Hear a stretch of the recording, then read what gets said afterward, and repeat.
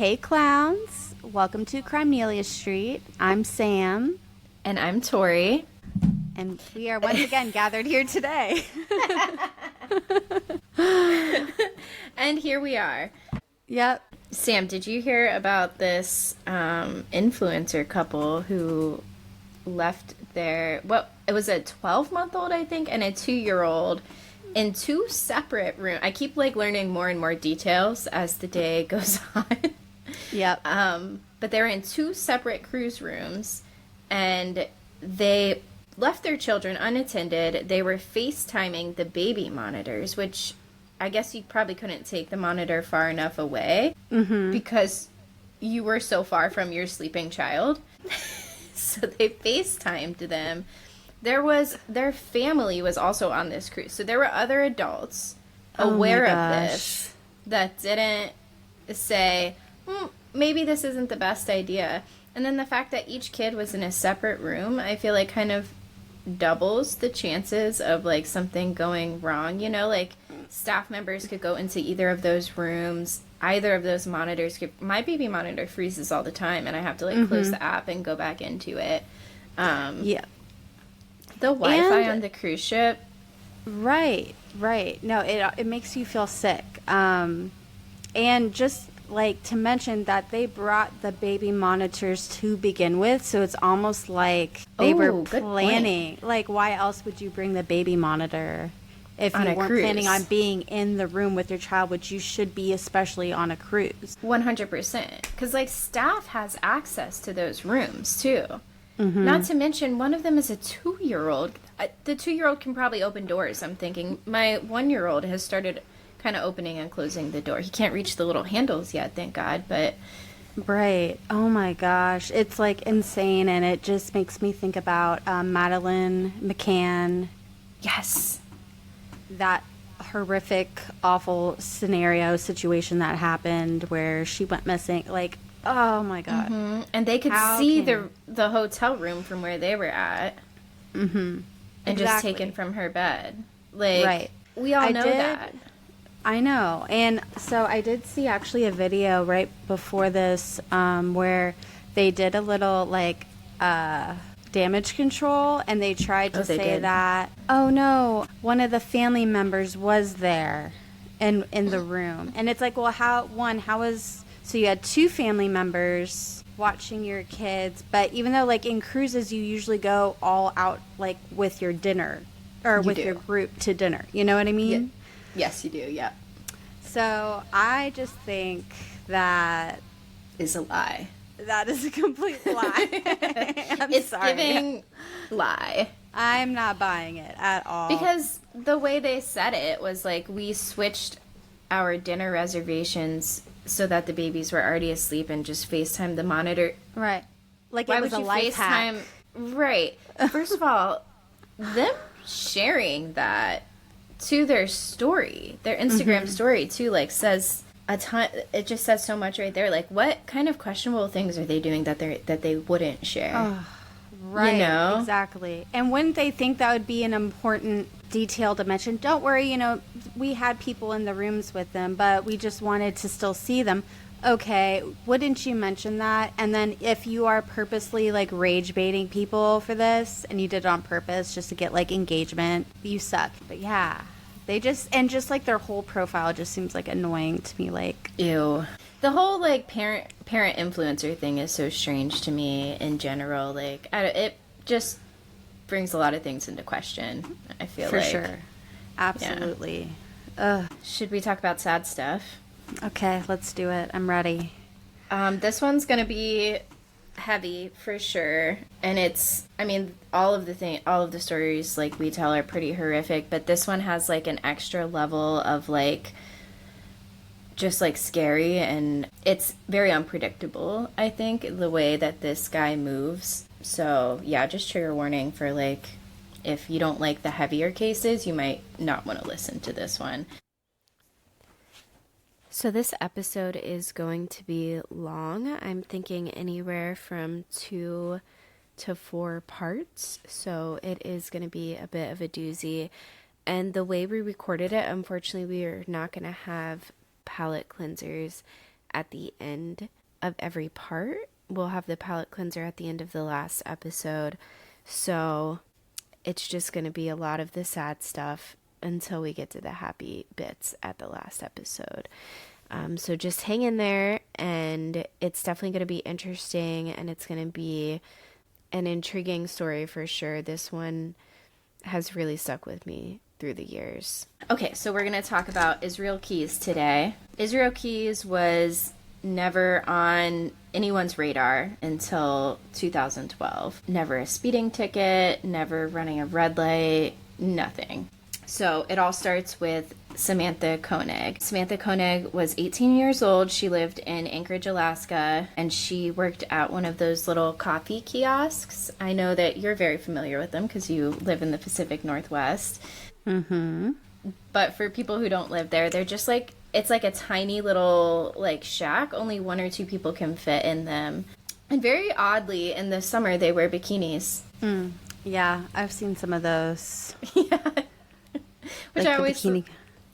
Yeah, the bikini ones. Yeah. I've always thought that was an interesting twist on coffee. Right.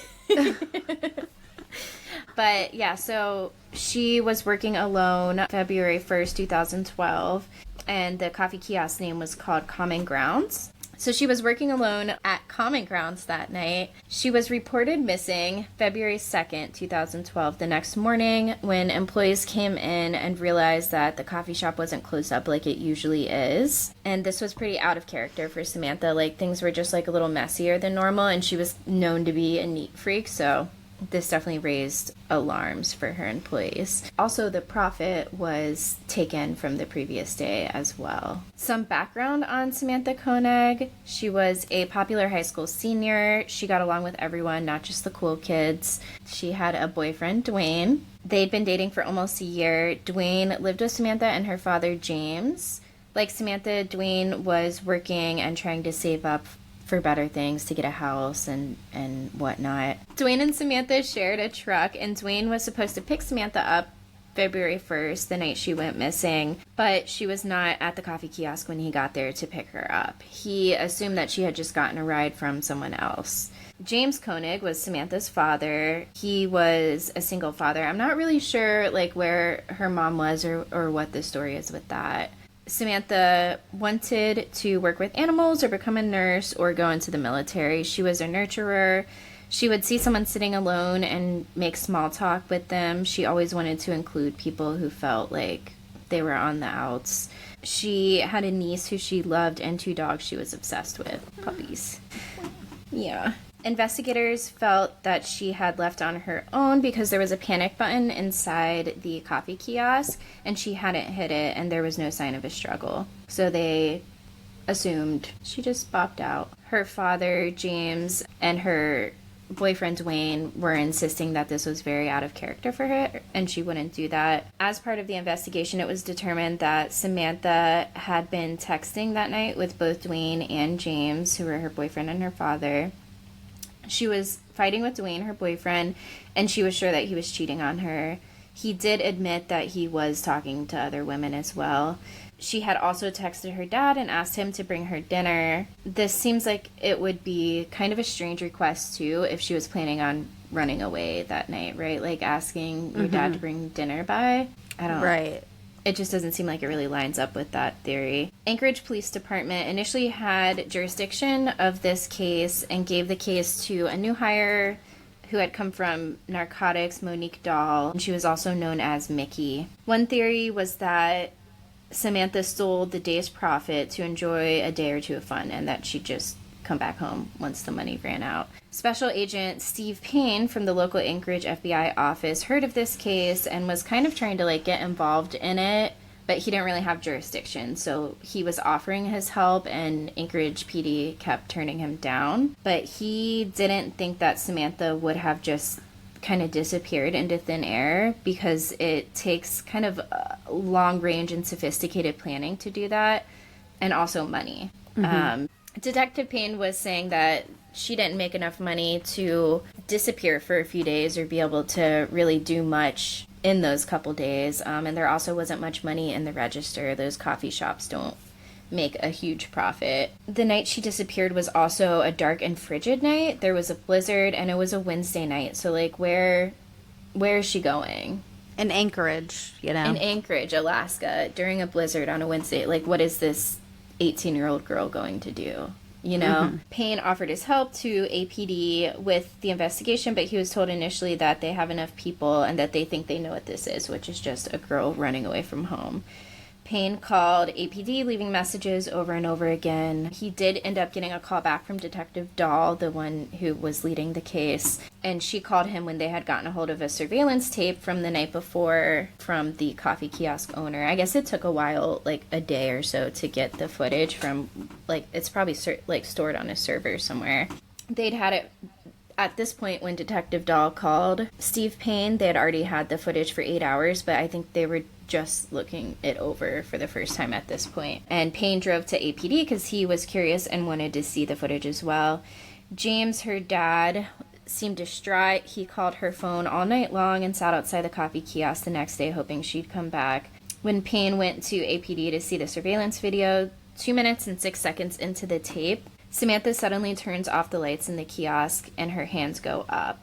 So actually, I should mention, right before this, you could see that a customer came up to the window. She was making a coffee order for the customer. And then 2 minutes and 6 seconds into the video, she puts her hands up and goes and turns all the lights in the kiosk off. You can only see a shadowy figure and possibly the muzzle of a gun coming through the window. The gun is high in the window, and the window's low to the ground, so this gives them an idea that the attacker is tall. Samantha backs to the counter with her back towards the window. 3.5 minutes go by. So Samantha backs to the counter with her back to the window. I think she crouches down at this point as well. 3.5 minutes into the video, she gets up and walks over to the register and gets money out of the cash register. It's hard to tell in the video. It's dark because the lights are off, and the only light that's even making it where you can see anything is like a light from outside the kiosk that's shining in. And the video is also like not super high quality. It's pretty grainy. So it's hard to tell in the video if she hands the money over or puts it down. She returns to a kneeling position, and then she wobbles to the window, stops, and then turns her back to it.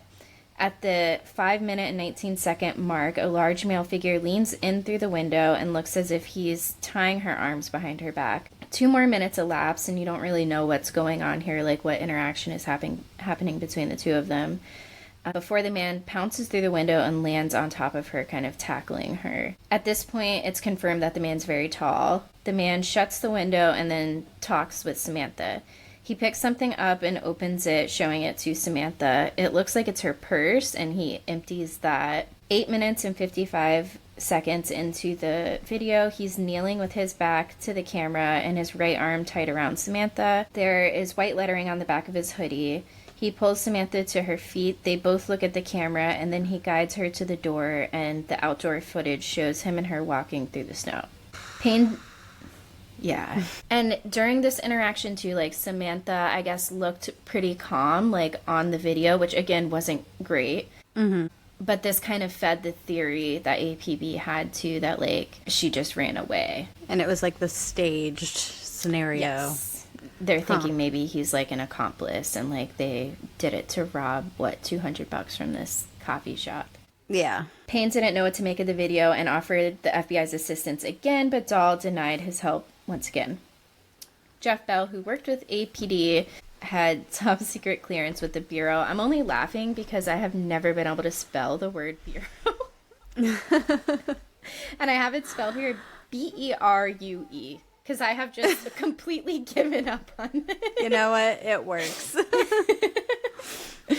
The department didn't want to go public about Samantha's disappearance until their hand was forced by her frantic father 2 days after she was reported missing. Because, again, they're still kind of going with this theory that she just ran away and she'll come back.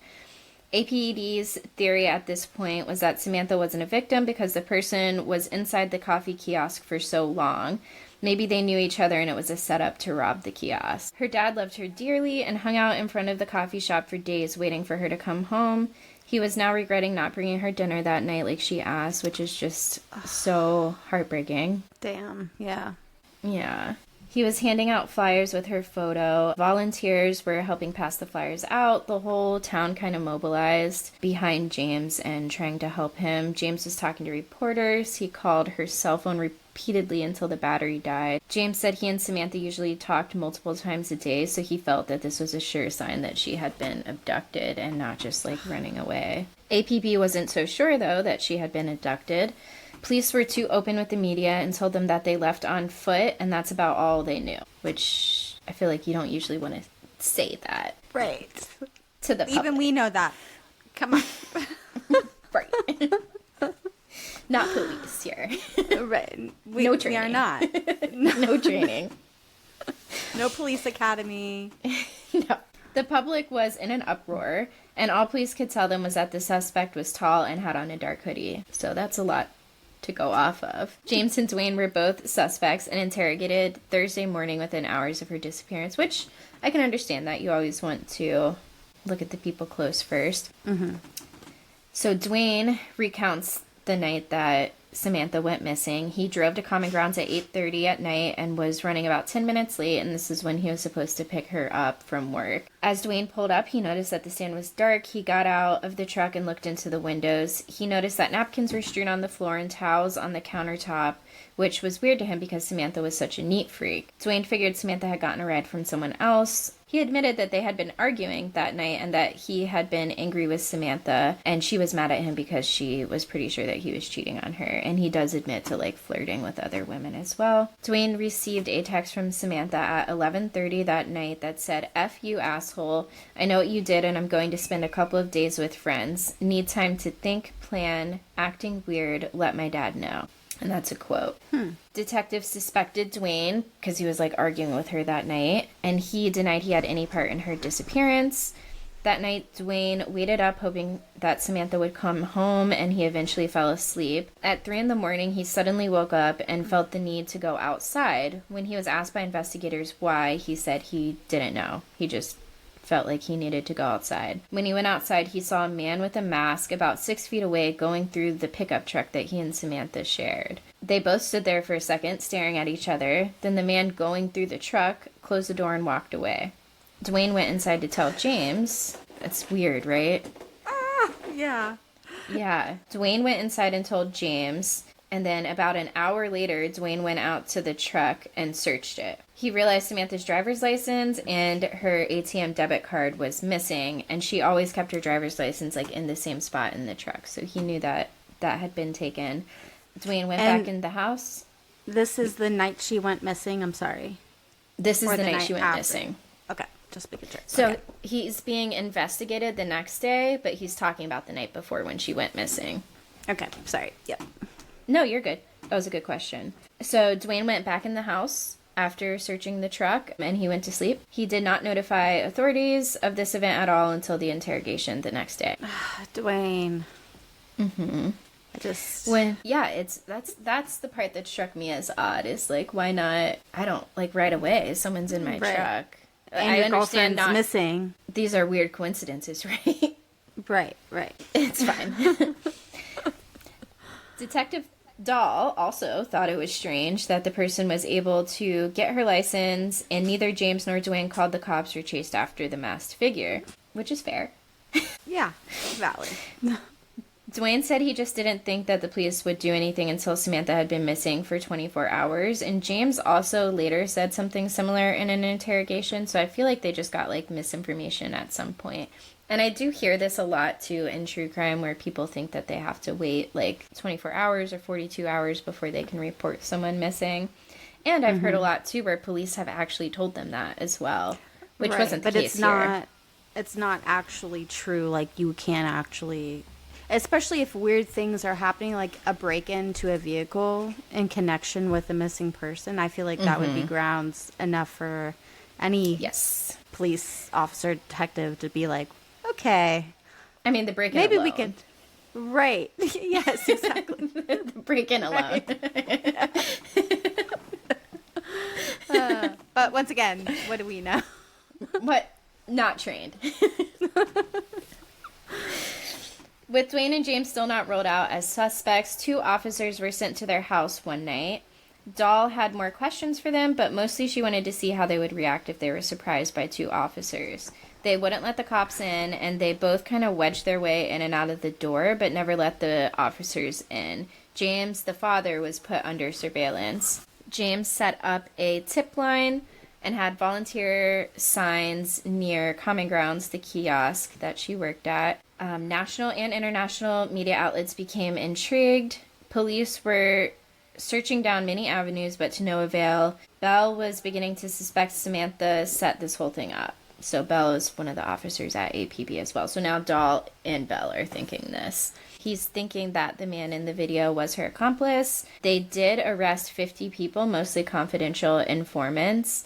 And there were all kinds of rumors that they were getting from these confidential informants that were spreading around about Samantha. And they were just like totally bizarre and out there. Police were told the Hells Angels or the Russian Mafia abducted her as payback for something James had done, that she was doing drugs and wanting ransom money to feed her addictions. She had stolen $5,000 from her dad the week before, which isn't true. And February 15th, rumors even flew that her body had been found. Also not true, but it just kind of shows like how out of hand the rumors in this town were getting. James had raised $60,000 in reward money through his Facebook page for Samantha's disappearance or information about her disappearance. The Facebook page was actually generating more leads than the investigators, and it made the APD look incompetent, because most of the leads they were getting were from this Facebook page. At 7:56 p.m. on February 24th, 3 weeks after Samantha's disappearance, Dwayne got a text from Samantha's phone, which had been dead before. The text said, quote, "Connors Bog Park sign under Pick and Albert, ain't she purty?" So they go to Connors Bog Park, Dwayne does, I think with James too, and there was a missing dog flyer for a dog named Albert, and under the flyer was a Ziploc bag. Inside the Ziploc bag was a ransom note and black and white Xerox Polaroids of Samantha. In the Polaroids, her head was held up by a man, duct tape was covering her mouth and chin, and she was looking at the camera. Her hair was also braided, and it should be noted that her hair was not braided in the surveillance video. A copy of the Anchorage Daily News from February 13th, 2012 was in the photo, as well as a form of proof of life. So this was February 24th. And then the paper that was in there was from February 13th. Dwayne's card was referenced in the ransom note as well, saying, "I may not use the card much in Anchorage, but as I will be leaving soon, I'll be using it all over." This last bit about the card suggested Samantha was now in the lower 48. The note also stated Samantha had gotten away twice, once on Tudor Road and once in the desert. The ransom note demanded $30,000 in Samantha's account immediately, and the note stated that if these funds were put into her account, Samantha would be released in 6 months. Damn. Some things about this. So Tudor Road, where he said that she had almost gotten away, is the road that the coffee shop is on. And then also, I guess it was kind of odd that he said that he would release her in 6 months. Like, that's pretty uncommon for a ransom note. Right.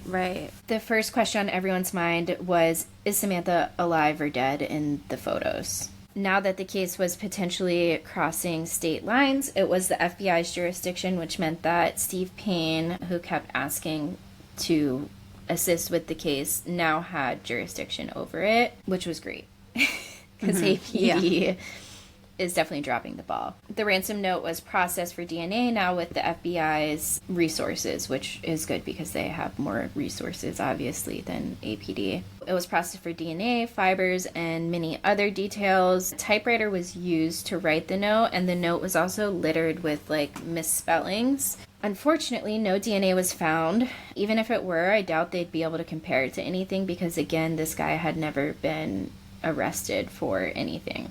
FBI profilers were also used. Ransom note that was riddled with misspelling. They did wonder if the misspellings were intentional or not.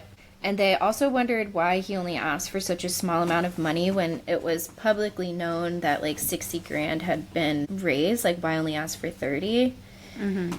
And the note made no reference about anything specific to Samantha, nothing to indicate that the writer had known Samantha before her abduction or that he'd gotten to know her since. It seems strange that he wouldn't have gotten to know her at all since, and then also abducting a stranger is super rare. So that stood out to FBI profilers. Investigators agreed not to tell the public about the author's promise to release Samantha in 6 months. That way they could confirm, if they did arrest someone, that they had the right person. Investigators were trying to decide what the best response to the ransom note would be. They considered responding to the call to ask for a face-to-face meeting and cutting off the ATM card. Detective Payne thought this was dumb since the card was one of the few connections to Samantha. He suggested to keep the ATM card active, and he thought that there'd be a good chance that it was used once funds were deposited into the account, and then they could track the ATM card and hopefully find Samantha. The card had already been used once too, the night Samantha went missing, and some of the investigators thought that this pointed to it potentially being James or Dwayne as well. And then they ended up deciding to keep the ATM card active. James, Samantha's father, initially was not keen on depositing the money for the ransom into her account. He thought that this might be a con to get some of the reward money from him since it was public how much money he had raised. And it was kind of strange that he was so hesitant in using the money for the ransom because literally that's what it was raised for. Right. Your daughter? Right. It just seemed odd. And they're only asking for half of it, too. Right.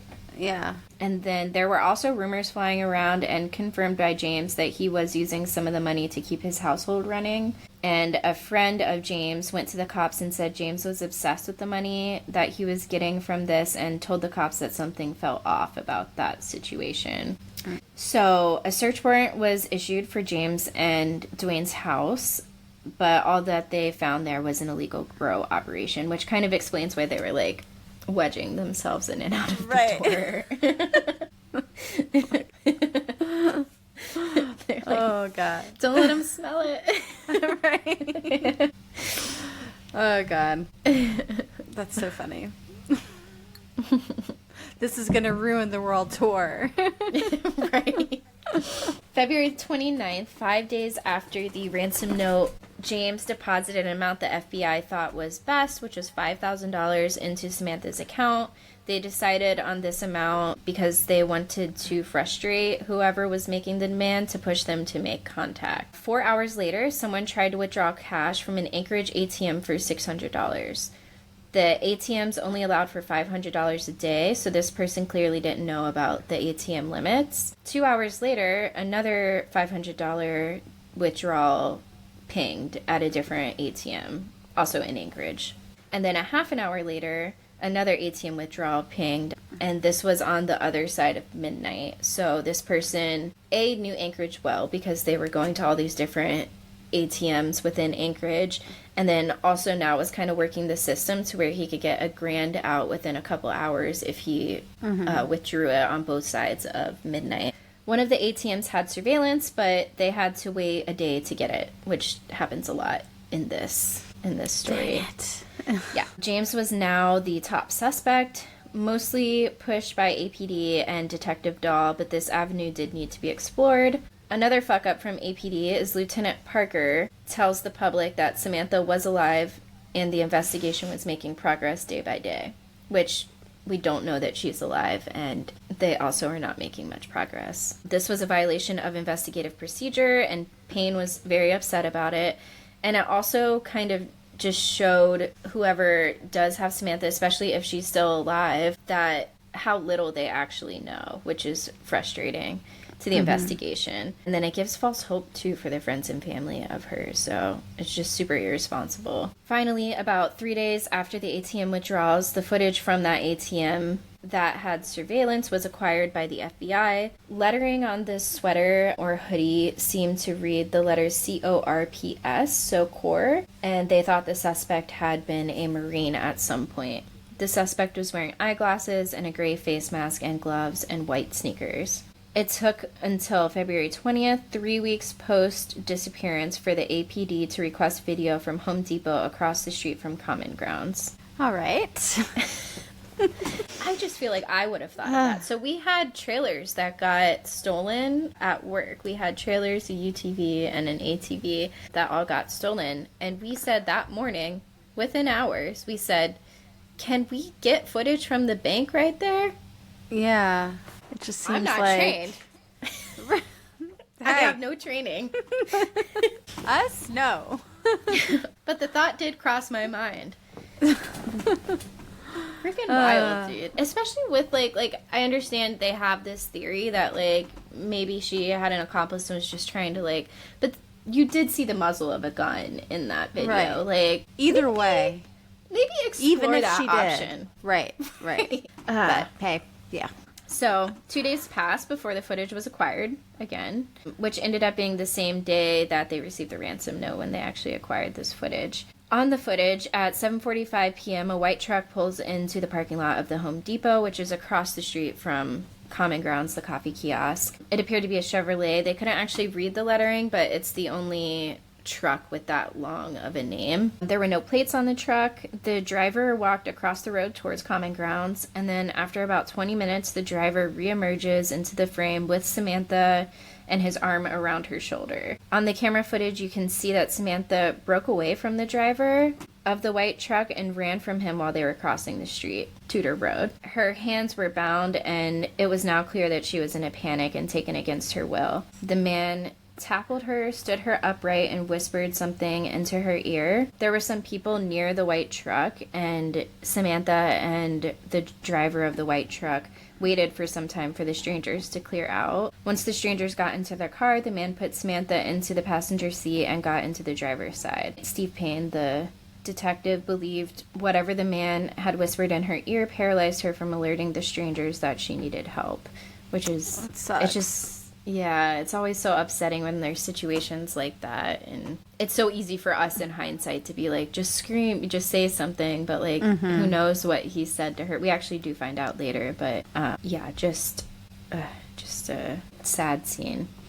Yeah. The white truck drives away. The road they were crossing when she tried to get away was Tudor Road, like mentioned in the ransom note. Police now know that they had to find the white pickup truck, and of course, it was the most popular truck in Alaska. March 7th, there was another ATM withdrawal, $400 withdrawn in Wilcox, Arizona. Now it's been a month since the disappearance and 6 days since the last ATM activity. Investigators were now following the suspect via these ATM withdrawals. They treated the ATMs as a crime scene. They were canvassing the area for hair, fibers, fingerprints, tire tracks, and acquiring surveillance.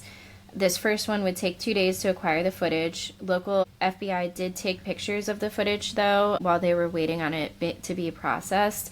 And they sent still shots to Payne, who sent them off to Quantico, which is an FBI location that had, like, the video and photo analyst dude there. There's more correct terms for that.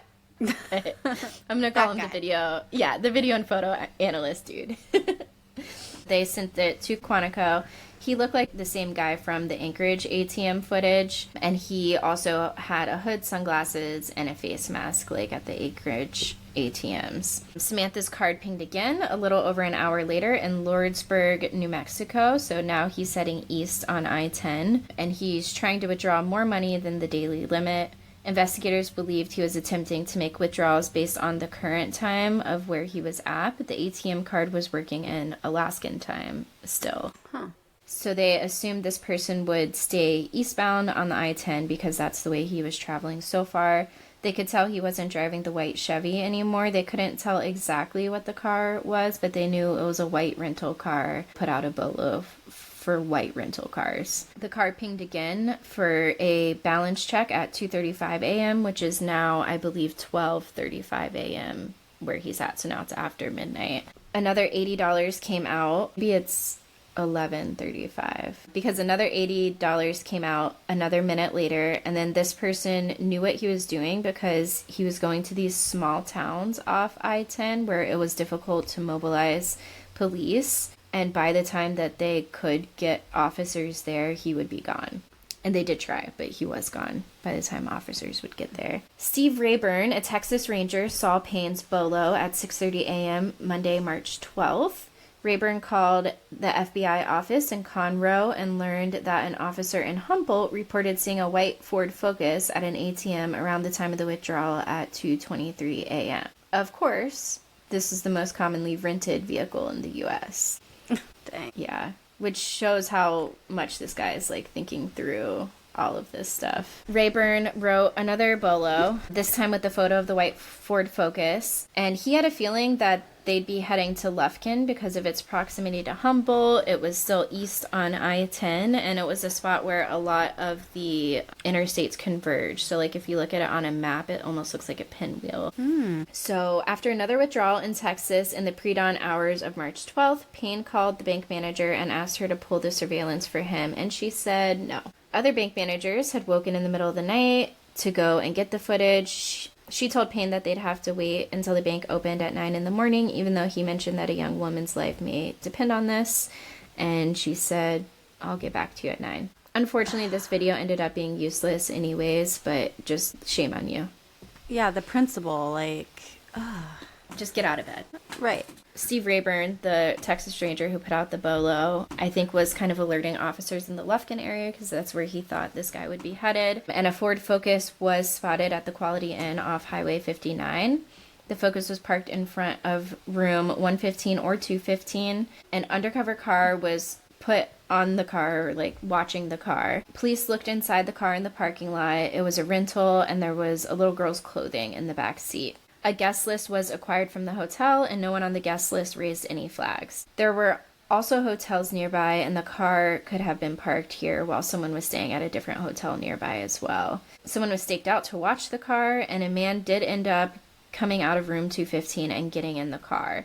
The car was followed, and they were trying to find any reason to pull this car over, and they ended up pulling him over for going 2 miles over the speed limit. When he was pulled over, he was asked where he was from, and the man calmly answered Alaska. I just got chills, like, saying that. The man said he was in town for his sister's wedding in Wells, which was 15 minutes from where they were pulled over. The driver's license belonged to an Israel Keyes, born January 7th, 1978, and living in Anchorage. The officer could see 2 knives on the person and asked him to remove his knives and place them on the trunk of the car. His license was ran and nothing came up, not a speeding ticket, nothing, no criminal history whatsoever. Keyes asked what this is about, and he was told that they're looking for a kidnapping from Alaska. Keyes was giving the officers a lot of unsolicited details and was sweating even though it was a pretty nice day out. So the officers were definitely like, he is being suspicious. Keyes' car was searched and they had enough evidence to arrest him. The incriminating things that they found in his car were white sneakers, which there were white sneakers seen in all of the ATM footage, an ATM receipt reading debit not available, sunglasses, a gray shirt, rolls of cash with ink on them, which happens when a bank is robbed. They found pornographic DVDs, gray fleece jacket, hoodie, and a face mask, a handgun, a black ski mask, and then the smoking gun was Samantha Koenig's driver's license was in his wallet, and her boyfriend's debit card was also in his wallet with the PIN number scratched into the front of it. So he initially said that someone had dropped the debit card and her driver's license in a Ziploc bag when his window was cracked open, but he was arrested initially with fraud charges because they could prove that he was at least like taking money out of her bank account. I'm like, okay, they got him. Perfect. But I have a feeling. Yes. You know, Samantha's alive. She's happy. She'll be returned. This is the tip of the iceberg, I will say. Woo. So they have his address now. They write up a search warrant in case Samantha was there. They searched the house in Anchorage. When they got to the house, there was a Chevy white pickup truck in the driveway. This truck had actually been checked out early by APD and had been ruled out as the vehicle used in Samantha's abduction. And I have in all caps here, great job. Right. How? In their defense, there was a lumber rack on top of the truck, which wasn't in their surveillance. So he must have taken it off when he went to the ATMs and then put it back on after. Okay. But yeah, still, great job, APD. I'm just pissed at them, so I will take every hit I can. There we go. Yeah. Keyes' girlfriend Kimberly Anderson was brought to the police department from work. At this point, they were thinking maybe she was an accomplice as well. She said that he couldn't have had anything to do with Samantha's disappearance because he was home that night and came into her bedroom several times, which is interesting because it sounds like they had separate bedrooms as well. And the part of the book that I was reading, when she said that, investigators didn't want to push her about that because they were just trying to get her to open up. And I don't think they at least didn't put in the book, like, why they slept in separate rooms. But she said that he had to wake up at 5 a.m. because Keyes and his daughter flew out of town the next morning. She met them a few days later in New Orleans, and they all went on a cruise together, so there was no time for him to have abducted Samantha. The computer from Keyes' house had no communication between Keyes and Samantha. There were, however, news articles about Samantha and coverage about her, and more than one reader comment posted by someone named Israel on some of the news articles about Samantha. Ugh. Eesh. Yeah. Gross. And bold. I wonder what the comments were. Yeah, that's a great question. I wonder what that was. A lot of the stuff the FBI found, they never released. They did release like the interrogation videos, and I did watch like a little bit of those, but a lot of the stuff they never released. Like the ransom photo, I should probably mention this too. There are photos you can find online that are like news sources and stuff will say it is the ransom photo, and all of the podcasts that I listened to on this case as well mention the ransom photo, like it is the ransom photo, but it's actually not. It's one that was recreated for, I can't remember if it was Dateline or it was one of those 60 Minutes, something like that. It was recreated for it, and it's pretty obvious too when you think about it, because like her mouth isn't duct taped, her hair isn't braided, but yeah, it's pretty much put out there as like it is the ransom photo. So interesting. Those are like the two creepiest like details of the, like her I know. hair being braided. Oh my god. Yeah. So Keyes was extradited to Alaska. The rest of this is kind of going to be the FBI interviewing him and him fucking around with them, pretty much. He gives them some information, but we don't get a lot. So it's just like kind of a frustrating like back and forth between him and the FBI. Keyes was extradited to Alaska. In Anchorage, Keyes ran a construction business called Keyes Construction. From the ages of 17 to 19 years old, Keyes lived in Colville, Washington. Keyes was enlisted in the Army from 1998 to 2000 when he was honorably discharged. I could not find very much information at all about his time in the military. There's a couple little tidbits that we'll get to later, but I do know that I wanted to find out like why he was honorably discharged, and I couldn't figure that out, but I do know that his baby mama Tammy was pregnant at the time, so maybe it had something to do with that. Keyes then moved to Nia Bay, Washington, where he worked for Park and Rec's department for 6 years in the uppermost western tip of Washington. Kimberly had refused to cooperate since the arrest, so she's his girlfriend. In 2007, Israel moved to Alaska with Kimberly and his daughter. Keyes' mother was sad by the news of him being arrested, but she was not shocked to hear what Keyes had done. Keyes' mother and 4 sisters had recently moved to Texas. They had met some people in a church and moved down there to join the church. One of Keyes' sisters had just gotten married to one of the church members there and was getting married as part of an arranged marriage through the church. We'll delve into this a little bit deeper later, but his family were pretty much serial religious culters. So they would just perfect. Yeah.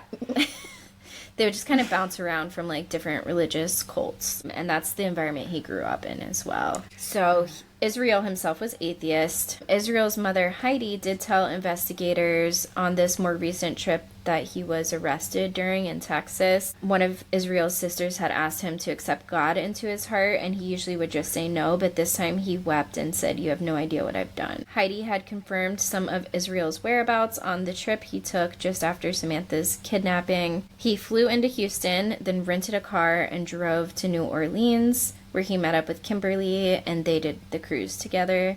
Then when they got back, he rented a car and drove to Dallas, where he visited with his mother. And this is kind of like his MO as far as traveling, which makes a lot of the possibilities of like what he could have done very hard to track down, because he would fly into somewhere, rent a car, and then drive 1,000 miles. Dang. So it's so hard to like pin him down into certain areas and like how long he was in which areas along the drive, and there's a lot of possibilities of like things that he could be held accountable for, I guess, or things that he could be responsible for. He drove back to Dallas where he visited with his mother. His mother noticed something was up with him on this day when they drove back into Dallas. He left very early in the morning. I was supposed to board a flight with his daughter February 13th the next day. He left a note and said he was going to fix his window and hide his guns. This was not abnormal at all to his family. I guess they all had guns and felt the need to hide them often. Okay. This probably ties into the religious cult thing. Right. What was abnormal, though, was that they didn't hear from him all day and he did not come back. He texted them around 8:30 p.m. that he was stuck in mud, and they offered to go get him out. They were like, just let us know where you're at. We have 4-wheel drive truck. Like, we'll pull you out. They didn't hear from him again until the next day, the 14th, and Israel texted them and said he was parked near a shopping center about an hour away. They went to pick him up, but when they arrived, he wasn't there. They spent the night sleeping in their truck, unclear as to why, waiting for his next text. Israel called the morning of the 15th, so the next day, and said that he was on the other side of the mall. They drove over there and found him there, and he just gave them a bunch of excuses as to why he wasn't there the day before, which was very unlike him. Heidi, the mother, booked flights for him and his daughter to return home. He spent much of the next 2 days gone and then came back with $900 to reimburse Heidi for the flight. Israel and his daughter flew back on the 18th. Heidi noticed Israel was drinking a lot and very emotional on the trip and during his time in Texas. At this point, the FBI is going to start interrogating him. Kevin Feldis, who had very little experience with interrogating anyone, let alone...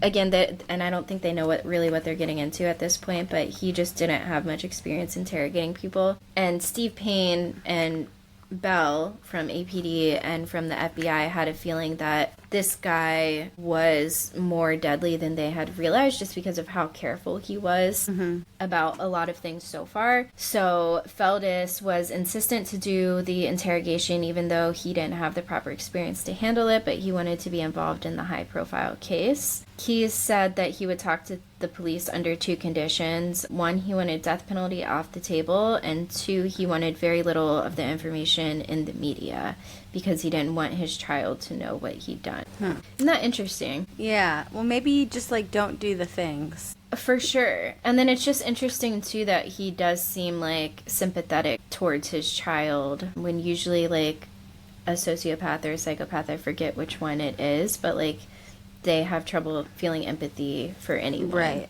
Right. So that is interesting. The FBI tells Keyes that they're going to do all they can to keep things quiet with the media. Keyes starts talking about the night that Samantha was abducted, and he starts talking about a shed, and it becomes clear to the FBI that this was a shed that they hadn't seen or searched while they were on his property, which is interesting because the property is not very big. Keyes didn't realize that investigators had not found DNA in the shed linking him to Samantha's disappearance, and he does admit that he did kill and dismember Samantha and that he disposed of her body on an ice fishing trip. He asked, did I just give you guys that information for nothing? And at this point, he realized that he gave that information to them for nothing because Feldis was blowing the interrogation. And then Payne and Bell wanted to take over, but they couldn't get control of the room. And Feldis just kept pushing to be the one doing the interrogation. I'm still confused about the shed thing because there are 2 sheds involved, and I'm not sure if, because I know they found the shed, they did search it. I think that he just thought that they would have found DNA in the shed, and they didn't. And then there is another shed that he constructed at the ice fishing place, but I think he's talking about the shed from his house. Gotcha. But they did not find DNA, so he pretty much like gave them this information assuming that they had. It's like, damn it. Yes. Yep. And then he does end up saying, well, you guys probably would have found out anyways, but I don't think they would have. It's really good that he did just let that slip. Yeah. Okay, and that is all we have for this part. Tune in 2 weeks for the next part. Bye, clowns.